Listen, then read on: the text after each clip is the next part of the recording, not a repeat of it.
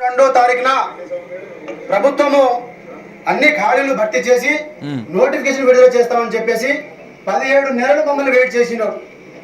మేము 17 నెలలు వెయిట్ చేసినాం. అయ్యా, కాంగ్రెస్ ప్రభుత్వానికి మేము చేతులు జోడించి మేము అడుగుతా ఉన్నాం. మా దాంట్లో ఎట్లాంటి రాజకీయాలు లేవు. మా కడుపు కోత వర్ణనాతీతం, కళ్ళు కాయలు కాస్తున్నాయి, నోటిఫికేషన్స్ లేవు. మీరు ఒక్క మాట చెప్తారంటే మేము ఎదురు చూసినాం. ఒక నోటిఫికేషన్ విడుదల చేయలేదు. మీరు జాబ్ క్యాలెండర్ అన్నారు, ఎస్సీ వర్గీకరణ అన్నారు, వెయిట్ చేయమన్నారు, జూన్ 2 అన్నారు, వెయిట్ చేయమన్నారు, వెయిట్ చేసినాం. ఒక్క నోటిఫికేషన్ విడుదల చేశారా సార్ మీరు? జూన్ 2 అంటే రాష్ట్రం స్టేట్ ఫార్మేషన్ డే. ఎన్నో కోరికలు ఉంటాయి, ఎన్నో ఆశలు ఉంటాయి. 17 నెలల నుంచి ఆ ప్రభుత్వాన్ని చీల్చి చెండాడి కింద కూర్చోబెడితే ఈ ప్రభుత్వాన్ని తీసుకొస్తే అందరం కూడా మిమ్మల్ని ఒక సమిష్టి కృషితో మిమ్మల్ని తీసుకొచ్చినాం. ఇంత అన్యాయం చేయటం, ఇంత ద్రోహం చేయటం, ఇంత మోసం చేయడం ఇది కరెక్ట్ కాదు. ఇది కరెక్టా? ఇది సమంజసమేనా? మేము ప్రభుత్వానికి చేతులు జోడించి మేము రిక్వెస్ట్ చేస్తా ఉన్నాం. ఇక మీదటైనా మా దాంట్లో ఎట్లాంటివి లేవు. మేము అన్ని కుల సంఘాల మద్దతుతో, అన్ని విద్యార్థుల సంఘాల మద్దతుతో, అన్ని వర్గాల ప్రజలతో మరో తెలంగాణ ఉద్యమాన్ని ఇక్కడ ఉస్మానియా యూనివర్సిటీ నుంచి మేము మొదలు పెడతా ఉన్నాం. ఇది మరో తెలంగాణ ఉద్యమం. ఈ ఉద్యమంలో నియామకాల కోసం ఈ ఉద్యమం చేయబడతాము. అన్ని డిస్ట్రిక్ట్ లైబ్రరీలో నిరుద్యోగ యువతలు మొత్తం నిరసన కార్యక్రమం చేయాలని, అన్ని స్టేడియాలు బాయ్కాట్ స్టేడియాలు చేయాలని, అన్ని యూనివర్సిటీలో ర్యాలీలు చేయాలని చెప్పేసి, అన్ని యూనివర్సిటీలు కూడా బాయ్కాట్ చేయాలని చెప్పేసి యావత్ తెలంగాణలో ఉన్న ప్రతి నిరుద్యోగి కూడా కదిలి హైదరాబాద్కు వచ్చి ఈ యొక్క ప్రోగ్రామ్ ని మనము నోటిఫికేషన్ విడుదలయ్యే వరకు మనం సాధించాల్సిందే. ఉద్యోగాల నోటిఫికేషన్ కోసం ఉద్యమం చేయాల్సిందే. ఉద్యోగాల కోసం కూడా మళ్ళీ మనం చదవాల్సిందే. చదవకపోతే ఉద్యోగం రాదు. ఉద్యమం చేయకపోతే మనకు ఉద్యోగాలు రావు. మరి ఈ రకంగా మేము అన్ని వర్గాల ప్రజలు కూడా మేము రిక్వెస్ట్ చేస్తా ఉన్నాం. మీరందరూ కూడా మాకు అండగా నిలబడి ఇట్లా మా యొక్క వాంఛని కోరికని మేము ఎన్ని రోజులైతే మేము నోటిఫికేషన్ గురించి మేము వెయిట్ చేస్తా ఉన్నామో అవన్నీ కూడా విడుదల చేయాలని చెప్పేసి, లేకపోతే జూన్ 18వ తారీఖున మరో ఆమరణ నిరాహార దీక్ష కూర్చుంటా. జూన్ 18 వరకు అందరిని ఏకం చేస్తాం. అందరినీ మేము ఏకం చేసి అందరి మద్దతు కూడబడతాం. మీరు జూన్ 18 తారీఖు కనుక నోటిఫికేషన్ విడుదల చేయకపోతే, జూన్ 18 లోపల కనుక మీరు నోటిఫికేషన్ విడుదల చేయకపోతే మరో ఆమరణ నిరాహార దీక్ష కూర్చుంటా. ఈసారి మీరు అనుకుంటుండొచ్చు 10 రోజులు 11 రోజులు కూర్చుంటాడేమో అనుకుంటున్నారు. ఈసారి సచ్చేదా, ఉద్యోగ నోటిఫికేషన్ వచ్చేదా అనేది మేము తేల్చుకుంటామని చెప్పేసి ఈ యొక్క సందర్భానికి నేను ప్రభుత్వానికి హెచ్చరిస్తాను. అది నిరుద్యోగులు ఇవాళ మళ్ళా ఆమరణ నిరాహార దీక్ష చేస్తా అంటున్నారు. దేనికోసము? వాళ్ళకేమో కోట్లు కాదు కావాల్సింది. మేము కష్టపడి చదువుకొని రాస్తాం పరీక్షలు, మీరు ఉద్యోగాల కోసం నోటిఫికేషన్లు వేయండి. మీరు నోటిఫికేషన్ వేయకపోతే మళ్ళీ మేము ఆమరణ నిరాహార దీక్ష చేస్తాం. ఇంతకుముందుకే మోతీలాల్ అనేటువంటి ఈ గిరిజన బిడ్డ ఇంతకు ముందుకే ఆమరణ నిరాహార దీక్ష చేసిండు నోటిఫికేషన్ల కోసం, ఉద్యోగాల కోసం. అప్పుడు ప్రభుత్వం ఇట్లా కదిలింది. మళ్ళీ కూడా మేము ఆమరణ నిరాహార దీక్ష చేస్తామని చెప్పేసి ఆయన ప్రకటించండు. ఓయూ జేఏసీ నిరుద్యోగుల జేఏసీ తరపున. మరి వీళ్ళు ఇంత కొట్లాడుతూ ఉంటే మేధావి వర్గం ఏం చేస్తూ ఉందన్నటువంటి ప్రశ్న నిన్న మా లోపల మెదిలింది. ఏం చేస్తూ ఉన్నది? మేధావులారా ఎక్కడ పోయారు, ఎడవడుకున్నారు, ఎందుకు మాట్లాడతలేరు? ఎన్ని రోజులు మీరు మాట్లాడింది వీళ్ళకు ఉద్యోగాలు రావడం కోసమా, మన తెలంగాణ బిడ్డలు మన పిల్లలకు ఉద్యోగాలు రావడం కోసమా, లేకపోతే మీకు ఉద్యోగాలు రావడం కోసమా, మీకు ₹1 కోటి నజరానా రావడం కోసమా, మీకు మీ ఇండ్లు చల్లగా మంచి అద్భుతంగా మీరు సిరి సంపదతోటి విరాజిల్లడం కోసమా? దేనికోసం? పాటలు పాడిన ఆయన ఎందుకోసం పాడిండు, మాట్లాడిన ఆయన ఎందుకోసం మాట్లాడిండు ఇన్ని రోజులు, రాసిన ఆయన ఎందుకోసం రాసిండు ఇన్ని రోజులు? ఇవన్నీ మీ స్వార్థ ప్రయోజనాల కోసమా?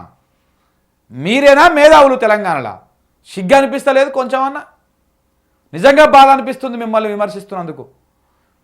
మీరు సమాజాన్ని ఐక్యం చేసిన వాళ్ళు కదా. ఇవాళ పదవులు తీసుకొని మంచిగా ఏసీ రూమ్లలో ఏసీలు వేసుకొని కూర్చొని ఎంజాయ్ చేస్తున్నారా? గిదా మీరు సమాజానికి చెప్పేది? గీ పదవులా మీకు కావాల్సింది? ఇదే పదవులు కావాలి, ఈ పదవులతో శోభ కావాలి, ఆ పదవుల నుంచి వచ్చేటువంటి పైసలు కావాలంటే ఇదే నిరుద్యోగులు, ఇదే తెలంగాణ సమాజం యాచించి బిచ్చమడుకొని మీకు ఆ పైసలు ఇచ్చేవాళ్ళు కదా. మరి వదిలేసి రండి. ప్రతి నెల ఇస్తారు ఇల్లే. ఇదే నిరుద్యోగులు తలా రూపాయి వేసుకొని మీకు ఇప్పుడు ఆ ఉద్యోగాలు వస్తే ఎంతెంత జీతం వస్తుందో అంతంత జీతం ఇస్తారు. రండి, వచ్చి మాట్లాడండి వాళ్ళ పక్షాన. ₹1 కోటి తీసుకొని నోర్లు మూసుకున్నారు కదా. ఆ ₹1 కోటి తీసుకున్నటువంటి వాళ్ళకి కూడా 2 కోట్లు ఇస్తారు ఈ తెలంగాణలో నిరుద్యోగులు అందరూ. 40 లక్షల మంది నిరుద్యోగులు ఉన్నారని ఇదే ప్రభుత్వం, ఇదే కాంగ్రెస్ పార్టీ గతంలో ప్రతిపక్షంలో ఉన్నప్పుడు చెప్పింది కదా. 40 లక్షల మందిలో మీరు చెప్తున్నటువంటి ముచ్చట గత ప్రభుత్వం ఈ ప్రభుత్వం అని కల్పించింది మన 55,000 ఉద్యోగాలు. 40 లక్షలల్లా 55 పోతే ఇంకెన్నున్నాయి? 39.5 లక్షల మంది ఉన్నారు. ఆ 39.5 లక్షల మంది 3 రూపాయలు వేసుకుంటే మీకు ₹1 కోటి అవుతుంది ఒక్కొక్కరికి. రండి, మీకు ఉద్యోగాలు, మీకు జీతాలు ఇవ్వడానికి వాళ్ళు రెడీగా ఉన్నారు. వచ్చి వాళ్ళ పక్షాన మాట్లాడండి. నోర్లు మూసుకొని ఇలా పదవుల కోసము ఈ రకంగా పెదవులు మూసుకుంటారా? ఇదే అంశాన్ని మిత్రులారా చూడండి. ఇగో మేధావులారా ఎటువైర్రు, ఓయూలో గలమెత్తిన నిరుద్యోగులు ఎన్నికల ముందు మమ్మల్ని రెచ్చగొట్టారు, ఇప్పుడు ఎటుపోయారు, ఏమైపోయారు? మీకు పదవులు పైసలు వస్తే మాట్లాడరా? మీకు ఉద్యోగాలు వచ్చాయి కాబట్టే మా నిరుద్యోగులను పట్టించుకోవడం లేదు. హామీ ప్రకారం జాబ్ క్యాలెండర్ ఇవ్వాల్సిందే. జూన్ 18 తర్వాత మరో తెలంగాణ ఉద్యమము. ప్రభుత్వం స్పందించకపోతే ఆమర నిరాహార దీక్ష. ఓయూలో గర్జించిన నిరుద్యోగ జేఏసీ. నిన్న వీళ్ళు మాట్లాడారు న్యూస్ లైన్ తోటి. అది కాకుండా మళ్ళీ న్యూస్ లైన్తో సపరేట్గా మనకు ఒక స్పెషల్ ఇంటర్వ్యూ లెక్క ఇచ్చిరన్నమాట.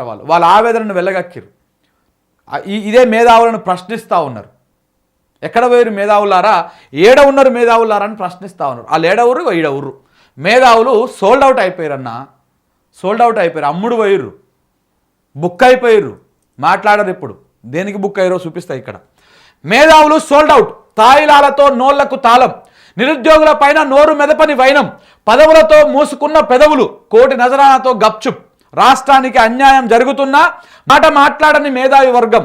గోదావరి నీళ్ల దోపిడికి ఏపీ సర్కార్ కుట్ర చేస్తున్న సమస్యలపై కూడా ఆ కుట్ర మీద మాట్లాడరు. రాష్ట్రంలో ఉన్నటువంటి సమస్యలపై కూడా మౌన ముద్ర, ఒక మౌనముని లెక్క నిమ్మలంగా చూస్తూ ఊరుకున్నారు. ఇక చూడండి, తెలంగాణ మేధావి వర్గం మూగబోయింది. కొంతమంది మేధావులుగా చెప్పుకునే వాళ్ళు పదవులకు ఆశపడి పెదవులు మూసుకున్నారు. మరికొంతమంది నజరానాతో నోటికి తాళాలు వేసుకున్నారు. కళ్ళుండి చూడలేక, నోళ్ళున్నా మాట్లాడలేక మౌనంగా ఉండిపోతున్నారు. ప్రజలకు జరుగుతున్న అన్యాయంపై నోరు మెదపరు. గోదావరి జలాలను పక్క రాష్ట్రం దర్జాగా తరలించుకుపోతున్న ఉలకరు పలకరు, దున్నపోతు మీద వాన పడ్డట్టు సప్పుడు చేయకుండా ఉంటారు. ఏమన్నా తిడితేనే తిట్టే అంటారు. గిట్లా మాట్లాడతారా, గీ రకంగా అంటారా, విమర్శలకు గిట్లా చేస్తారా అని చెప్పేసి అంటారు. మరి అనకపోతే ఏం చేయాలి చెప్పండి? ఇక్కడ నిరుద్యోగులకు ఉద్యోగాలు రావు, నోటిఫికేషన్లు రావు, అక్కడనేమో నీళ్ళు ఎత్తుకపోతుంటారు. ఉద్యోగుల సమస్యలు ఉద్యోగులే ఉంటాయి. ఇన్ని నడుస్తూనే ఉంటాయి. ఒకప్పుడు గొంతెత్తి నినదించిన మేధావి గొంతుకలు ఇప్పుడెందుకు మౌన ముద్రలోకి జారుకున్నాయని తెలంగాణ సమాజం ప్రశ్నిస్తూ ఉన్నది మిత్రులారా.